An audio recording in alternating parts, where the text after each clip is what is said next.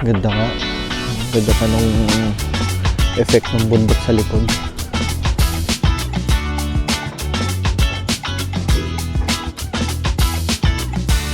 Ito na yung pinaka parang main entrance ng main gate papasok dun sa palace. Past meets the present. Kita lang yung mga building dun. Negative 5 siya ngayon. Yung kay Ajuma na feature sa Netflix. Yung tuktok ko na dito malaki.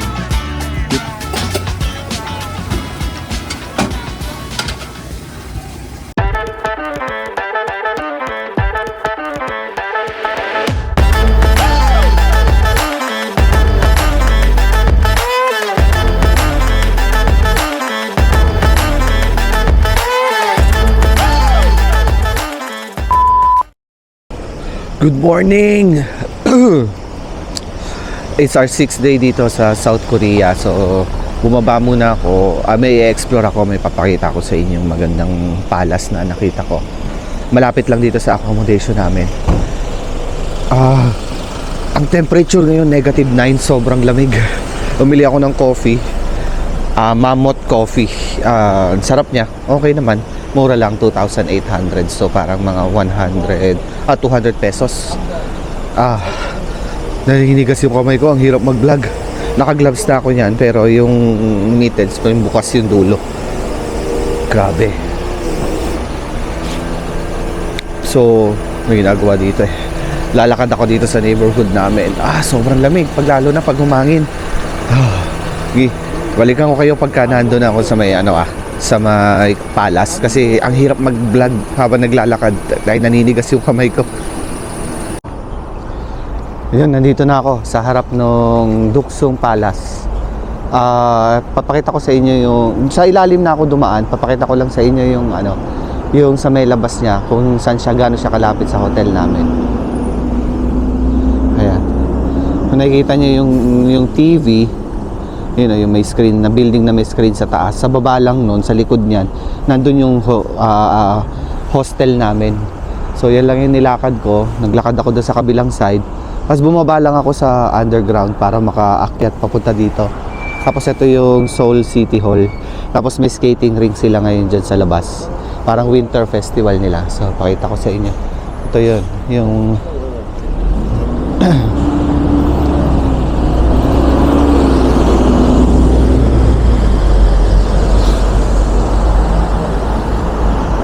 malapit siya sa The Plaza Hotel. Ayan yung The Plaza Hotel. Yeah.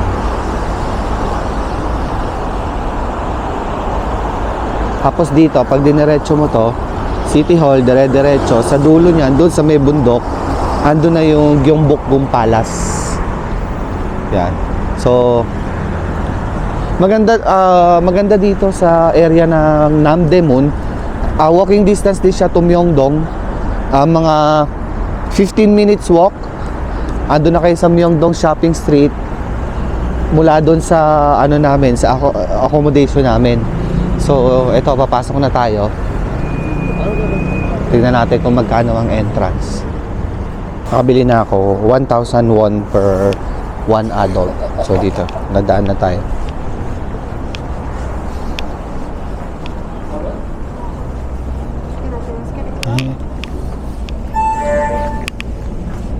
Okay, so nakapasok na ako. Ikascan lang yung QR code. Ito na siya. Wow! Ganda ng ambience.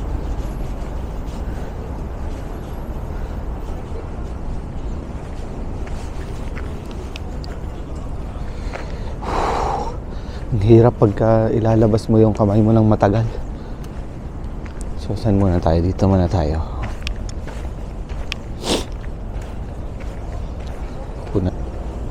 Ito yung pangalan niya. Doksugung Palace.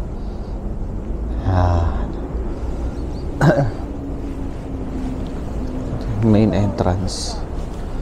Ang ganda.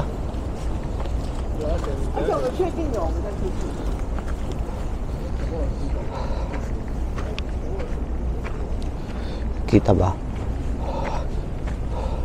Anli usok pa rin dahil sobrang lamig ng temperature pa rin. Ayan. Ang ganda ng pagkaka-preserve nila ng mga ganitong palas. Oh? Pati yung sahig, yung lalakaran mo, lupa pa rin. Ito, ganda. Ayan. Andun yata yung main palace. Dito muna tayo sa labas. Pakita ko lang sa inyo kung ano meron dito. Oh, ang lamig. Grabe. Kala ko kakayanin, pero iba yung ano, iba yung negative na degrees. Ito ang ganda. Sa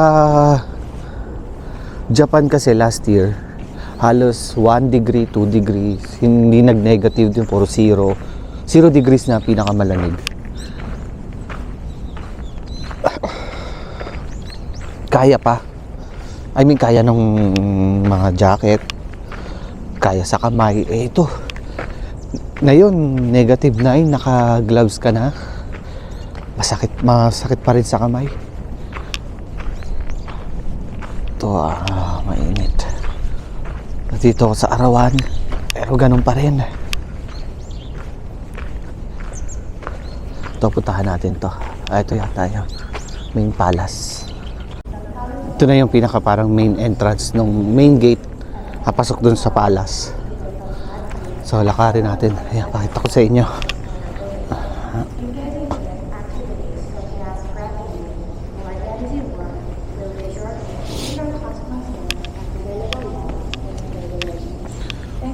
Ganda. Ayan, main palace. Kamukha rin siya nung sa Gyeongbokgung, kaso mas maliit lang. Sa Gyeongbokgung malaki kasi yun ang parang pinaka main palace eh. Ay, mga ganun din sa gilid. Hindi ko alam kung ano yan eh.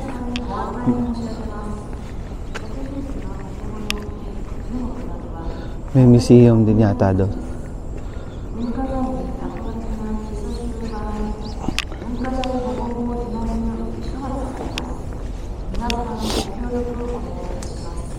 Tsaka ang ganda talaga ng sa architecture niya, may mga nakaano doon sa dulo, ewan ko kung kita. May mga, ewan ko kung monkeys yan o mga tigers. Pero ang ganda. Kasi ano,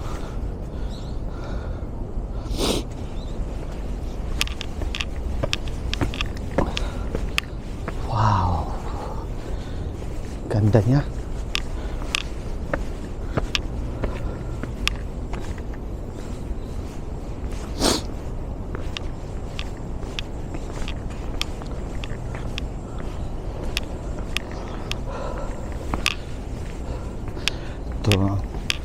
Hindi ko alam kung throne room ang tawag dyan.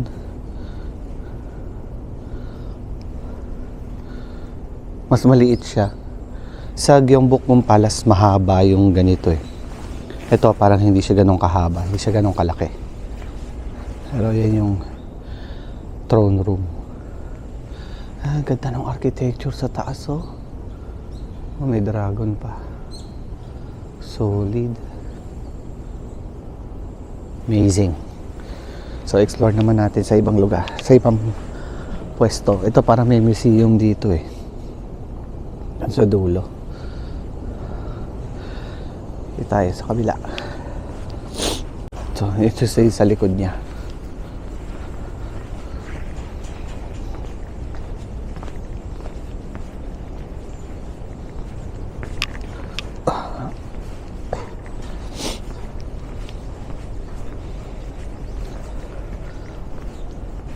Ayan, may babaan. Sinisipon na tinuubo na rin ako. Hindi ko alam kung merong akong nakuha virus o dahil sa sobrang lamig yan. Ang ganda nito. Oh, tingnan mo. Oh. Yan. Ito, brown na brown. So, medyo parang Japanese style siya. Pero, hindi yan Japanese. At wag nyo ikukumpara ang Korean at Japanese. Ayaw nila nun. Dahil magkaiba sila ng culture. Tingnan natin kung ano to.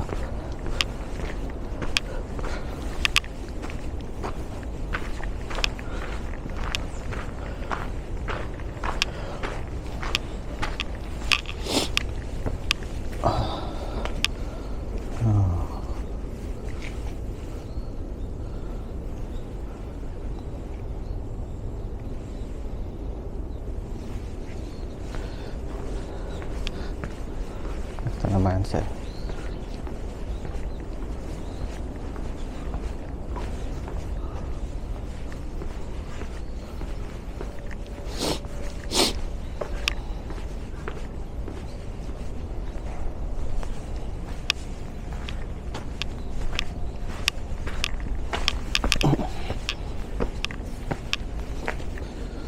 Para mga quarter siguro to.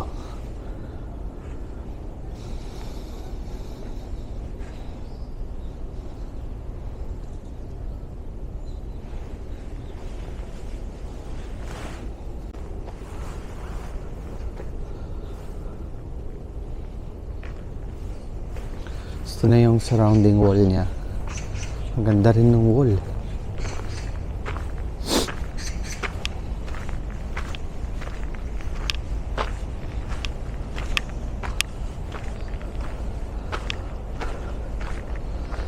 Yung CR ginawa nilang ano.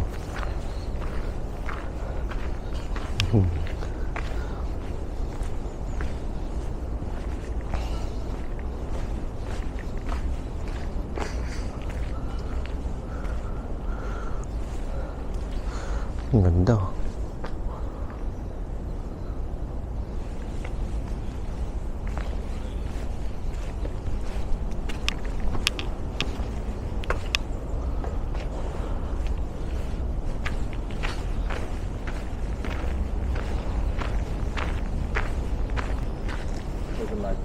Yeah.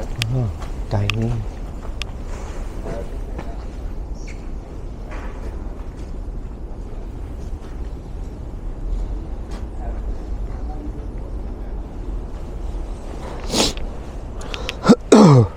Tignan natin kung ano to.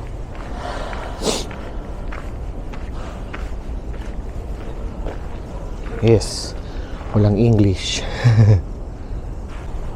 Yan, may English pala dito. So, ito yung Jongwanheon Pavilion. Ginawa siya noong 1900. So, parang late na to na gawa. Sa garden ni Emperor Gojong. Siguro kay Emperor Gojong itong palace na to. So, dito naman tayo sa mga building na to.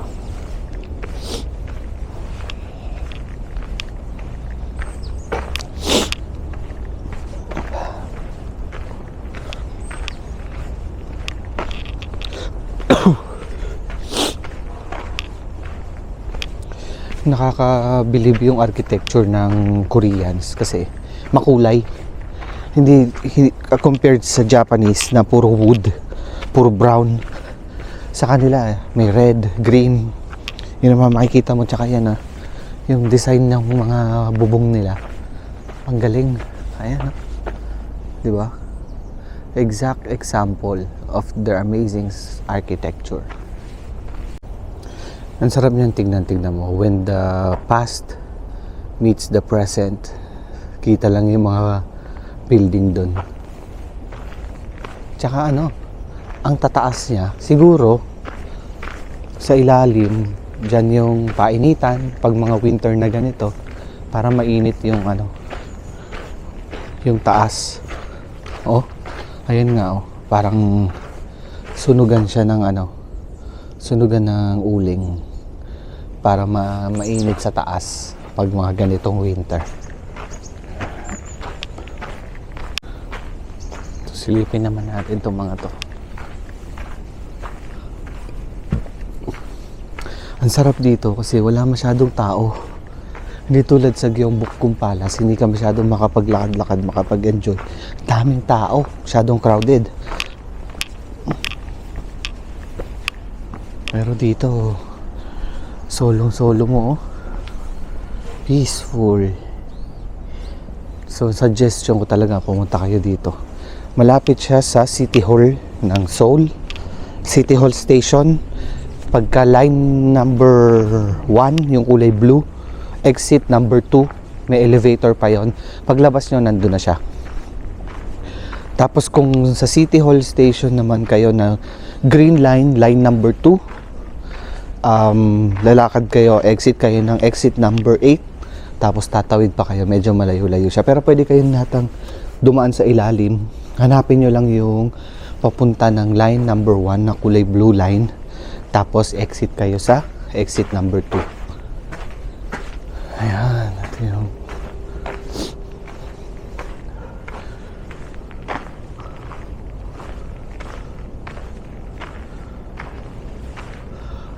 tignan natin kung ano to. Wala yung harap. Ganda.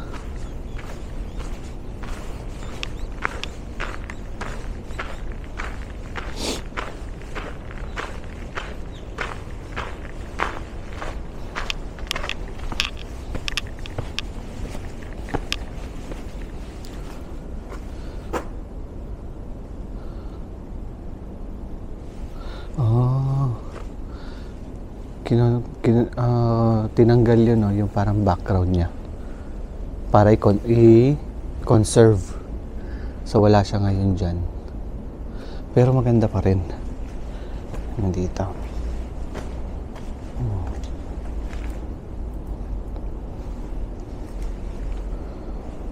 Ano kaya ang feeling nung unang panahon, no?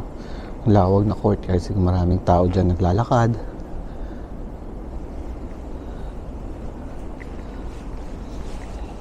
Ayun nga, so sana nag-enjoy kayo sa magandang palace na ito. Ako nag-enjoy sobra. Ang sarap maglakad-lakad kahit na malamig yung panahon. So after dito, pupunta naman tayo sa Unpyong Hanok Village. So samahan nyo kami pagpunta doon. Balikan ko kayo pagka nandun na tayo. Nandito na kami sa bus stop. Papunta na kami ng Unpyong Hanok Village. Bali, sasakyan namin bus is 7:01. Nakalagay dito 7 minutes pa bago dumating yung bus. Ito yung bus stop lang. Dito lang, malapit lang dun sa accommodation namin, sa labas lang. Sa isang sakay lang siya, tapos 49 minutes, medyo matagal. 25 stops. So balikan ko kayo pagka nandun na. Nakakaya mag-video sa loob ng bus, pero tatry ko mag-video ng mga paunti-unti. Nasa bus na kami. 25 stops papunta dun sa Unpyong Hanok Village. So mga 49 minutes.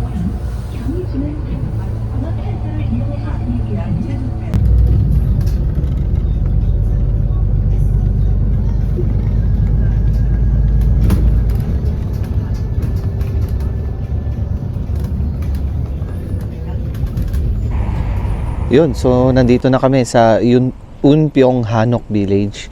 Pagkababa mo ng bus, yun na mismo siya. Ito yung bus stop na binabaan namin. Dito kami binabaan ng bus. So ayan na siya. Ang sinakyan namin is bus 701 from Namdaemun Market. So labas lang siya nung hotel namin. Isang sakay lang. Meron medyo matagal. Ayan o. Bus 701. Halos 49 minutes mula Namdaemun papunta dito. So andito na tayo sa Unpyong Hanok Village. So ganun din katulad sa Bukchon Hanok Village, kailangan tahimik kasi residential area din siya. Pero dito kasi ang maganda, hindi siya ganun ka-crowded. Sa Bukchon Hanok Village, sobrang crowded na eh. So ayan siya. Ganda oh. So, lakad-lakad na tayo. Maginaw pa rin. Ang temperature ay negative 5. You are approaching your destination. Ending directions. Negative 5 ang temperature. Kita ba sa camera? Yan. Negative 5 siya ngayon. So, malamig pero ang ganda oh. Oh, 'di ba? Hindi masyadong marami tao, maganda. Anli usok pa rin.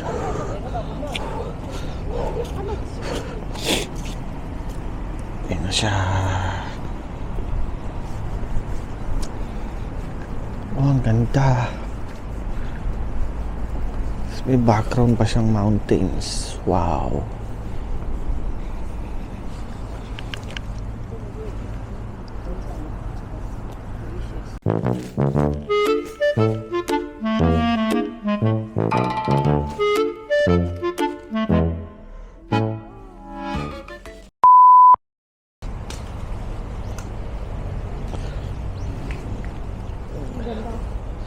Ganda nga. Ganda pa nung effect ng bundok sa likod. Must ito ng must see ng personal. Hindi siya siguro ganun ma-justify sa camera. Pero pag nandito ka ng personal, ang ganda. Sobrang ma-appreciate mo yung mga makalumang bahay.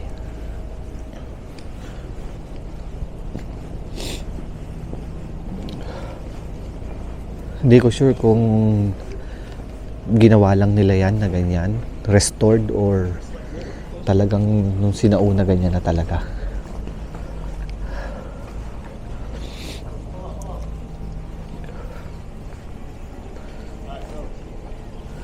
Ito pa, ang ganda.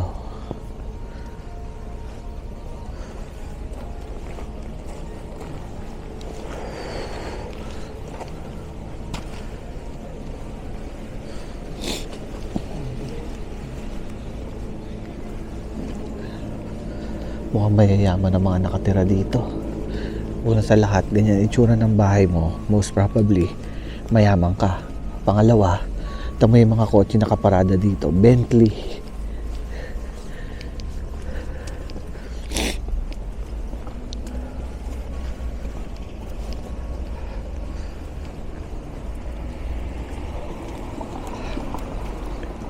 Pang picture. Weh.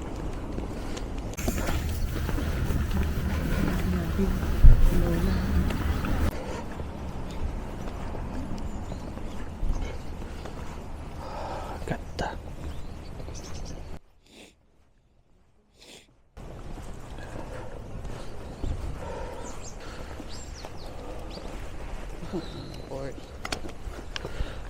Mga mayayaman na, Audi, Mini Cooper, Bentley, mayayaman nakatira dito. Bahay talaga nila, no? Oo.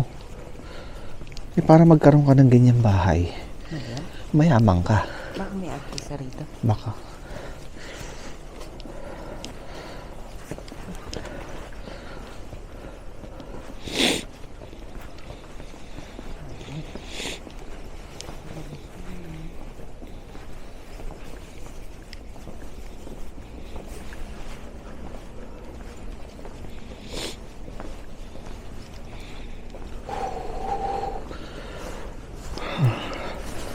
Ang lamig ng hangin.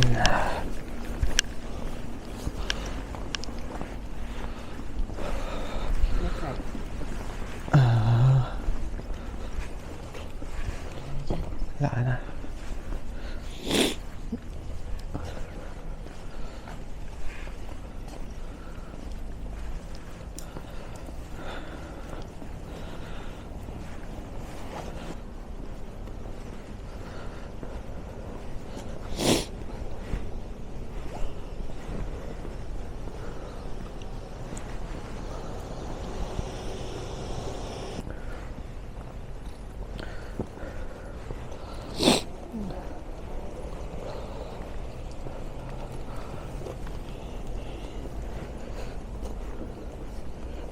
Amazing.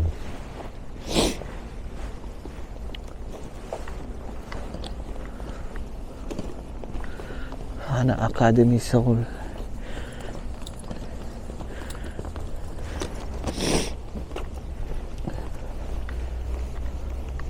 May cafe dito. Tambay muna kami doon. Masyadong malamig.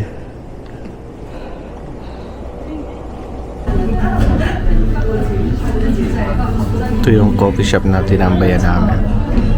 Ang ganda ng view sa labas.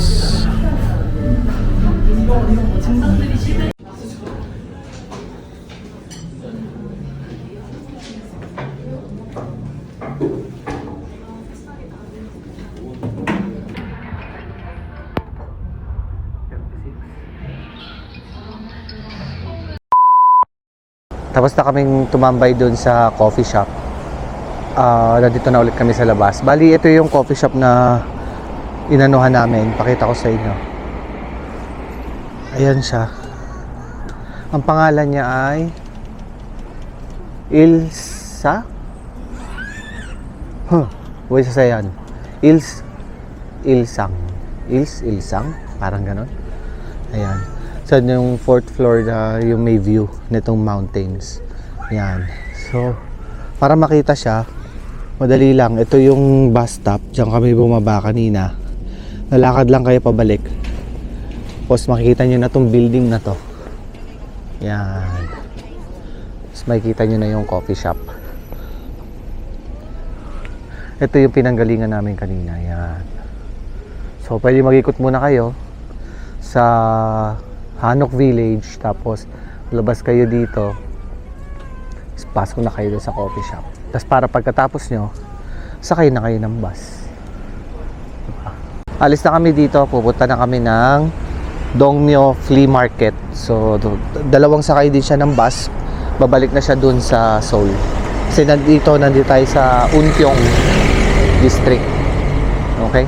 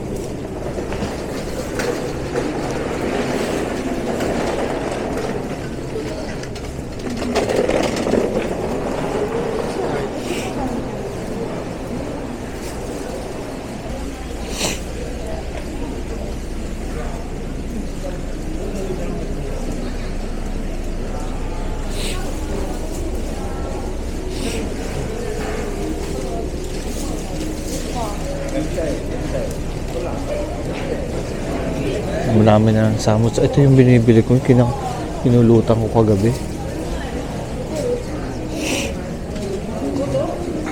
Meron na dito garlic bread.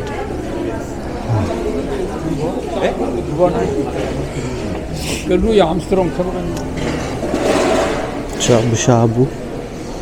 Mga kimchi nila, timba-timba.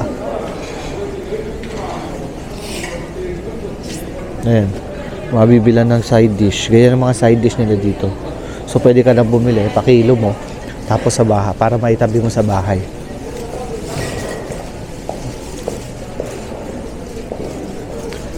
Yeah. So, itong Gwangjang Market, traditional market siya. Isa sa oldest market dito sa South Korea. So, halo-halo makikita nyo dito. Ayan, may mga gamit sa bahay, pangkusina. Tapos, merong mga side dish. Meron din mga isda. Laki ng isda. Ayun o. Ayun, may octopus. Sengur.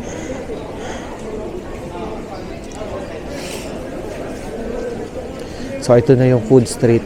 Ayan. Hanap tayong kakainan. Gugutom na ako. Ito na yung traditional market. Ay, yung mga food stalls. Ayan.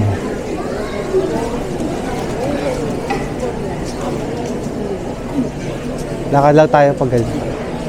Dito tayo.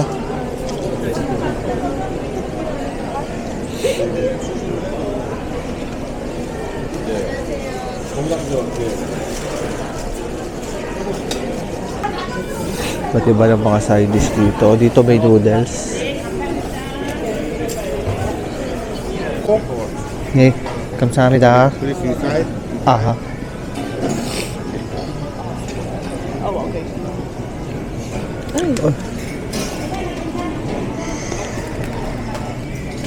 Ito ang best. Ikaw. Pero parang may ganito doon. May mando.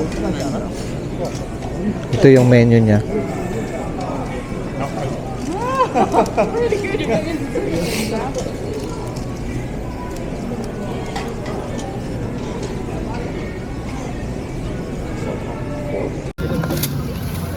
here, we are eating na. We are eating here now.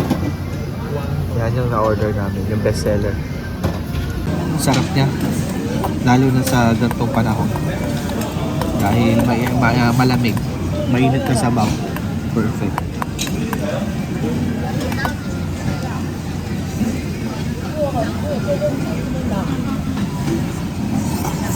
Hirap lang kumain. Naninigas yung kamay ko.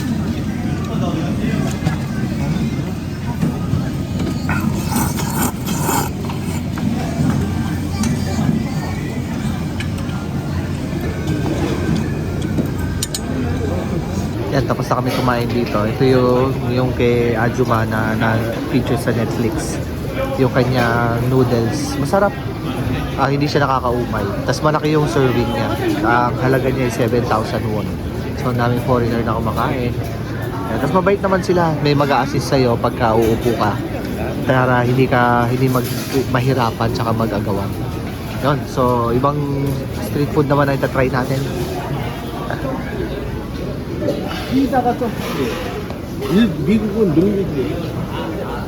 Try natin yung yung tteokbokki, kimbap, tsaka sundae, yung blood sausage. Hanap tayo ng makakainan natin.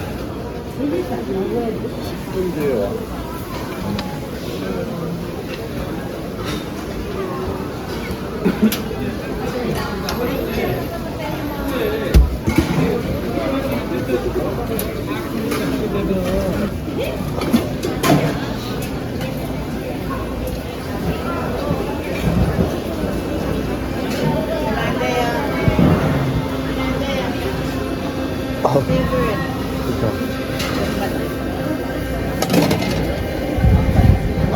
안녕하세요. 비디오 괜찮아요? 네. 먹어도 돼요? 우리 떡볶이 하나 주세요. 김밥 하나 주세요. 순대 하나 주세요. 감사합니다. 네. 네. So, ito na yun, kimbap, saka tteokbokki. Tapos hintay lang yung sundae. 진짜 사이다 있어요? 없어요? 코카콜라 하나 주세요. 가스 맥주 하나 주세요. ito na yung sundae.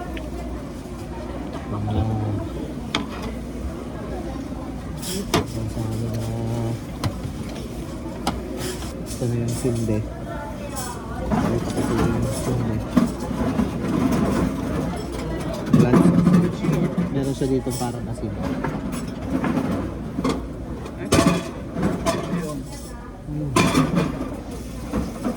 Sarap. Tteokbokki din.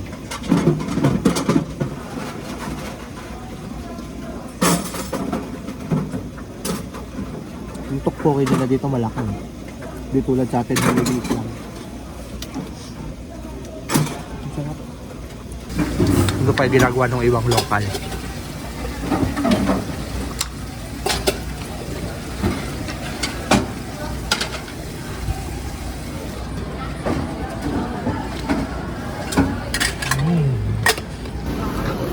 Halos pare-pareho naman ng tinda yung mga Ajuma sa gitna. Tteokbokki, kimbap, yung spicy chicken, tapos yung sundae. Yan. Kasi parang yan yung mga specialty dito. Tsaka ito, hotok.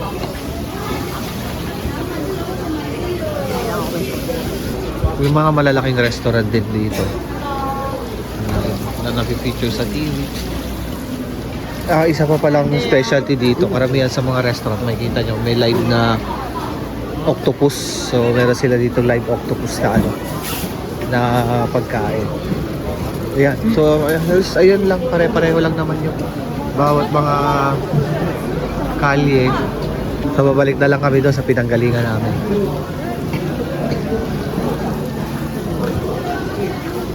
Well, so hindi ko alam kung maabutan pa kami sa Dongmyo Flea Market. So most probably baka sa ano na kami pupunta, Hongdae. Tara kami Hongdae.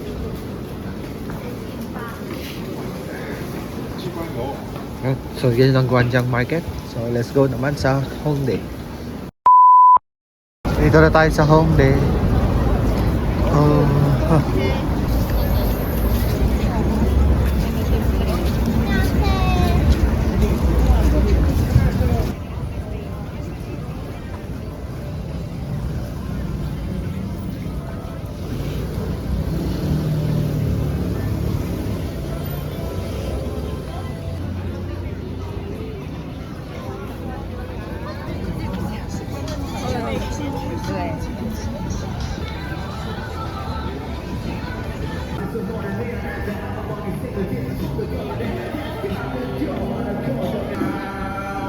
Ito na yung parang pinaka-center na Hongdae. May mga performance.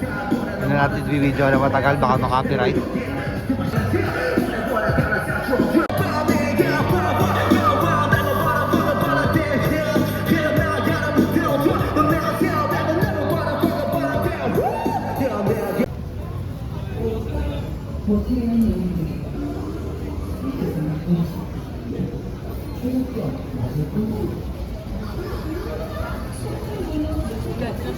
Nagawa mo siya ng clean, hindi...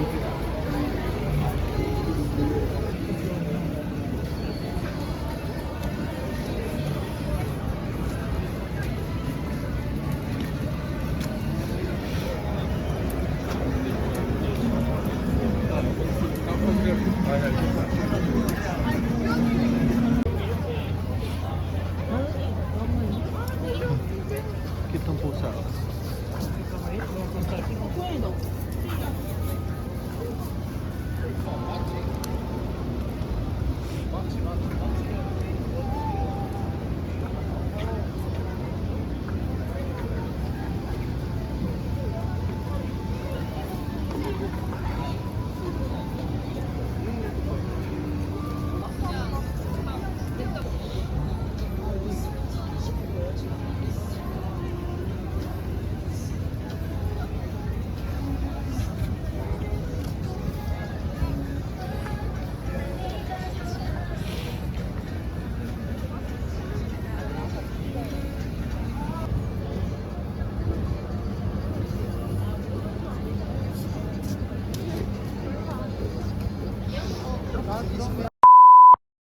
Dito na ulit kami sa City Hall Station, pauwi dun sa pinag-i-stayan sa accommodation namin kasi hindi na kami nagtagal sa Hongdae. Sobrang lamig, tsaka giniginaw na si Uno.